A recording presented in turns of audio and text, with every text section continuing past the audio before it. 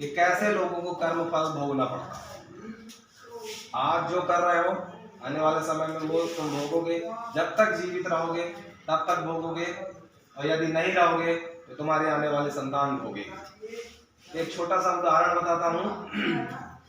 एक किसी कंपनी के मालिक ने किसी बात से पता नहीं गुस्सा था, वो पता नहीं किस बात पर गुस्सा था, वो ऑफिस में आए और ऑफिस में आते ही उनका एक मैनेजर था, तो मैनेजर को एक झापड़ मार दी।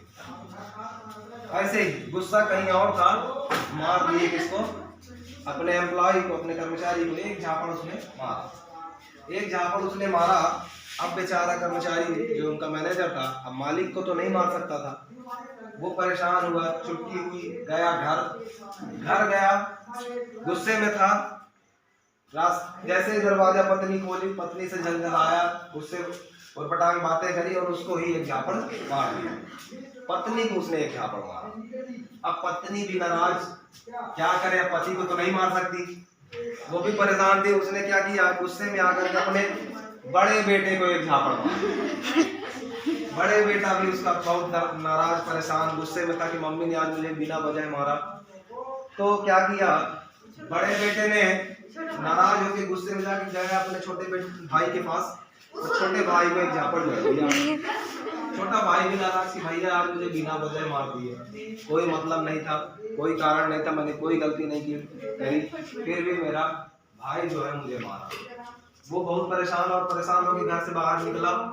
बाहर निकलते हुए गया, पैर पटकते झटकते हैं, और गया एक रास्ते में कुत्ता बैठा हुआ था, तो कुत्ते को एक लात मारी। कुत्ता जैसे ही एक लात पाया तो भौंकते हुए दौड़ा, भागा और भागते हुए एक आदमी को काट दिया। एक आदमी को काटा, और वो आदमी वही था जो मैनेजर को मारा था। वो जिसने मैनेजर को मारा था वही वो आदमी था, यानी उस कंपनी का मालिक था। तो कहने का मतलब ये है कि गलती जिसने करी, उसने गलती अगर की थी तो उसकी सजा भी पा गया। वो बेवजह मारा था उसको एक झापड़, तो कुत्ता ने काट दिया, उसको सजा मिल गई। इसीलिए कहते हैं, एक और इसमें बात आती है कि आंख ने फल देखा, सुने होंगे कहीं, आंख ने पेड़ पर एक फल देखा, और आंख तो फल तोड़ नहीं सकते, फल के पास जा नहीं सकते, तो गया कौन, पैर गया, पैर पेड़ के पास। अब पैर गया लेकिन तोड़ नहीं सकता, तो हाथ ने तोड़ा।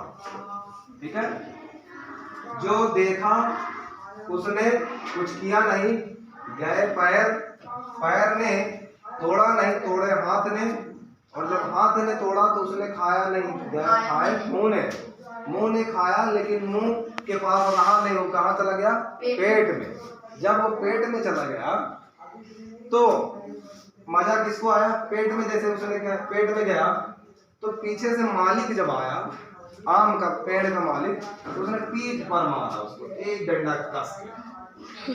तो जब पीठ पर मारा तो उसने क्या किया, आग निकली, आग बहुत तेज लग गया, और आग जब निकली तो उसके आंख से आंसू निकलने लगे, क्योंकि कर्म तो आंख ने किया था, देखा तो आंख ने था, तो सजा किसको मिली, आंख को मिली, फिर आंख रो गया।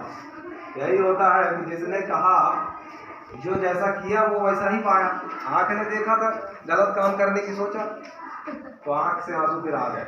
इसीलिए कहते हैं कि कर्म फल भोगना ही पड़ता है, तो जो जैसा कर्म करता है वैसा फल उसको मिलता है। तुम लोगों को भी बता दे, उर्पटांग नहीं करो, यहाँ एक दूसरे को बेवजह मत पीटो, है ना, कोई तुम्हें भी पीट सकता है, ठीक है ना।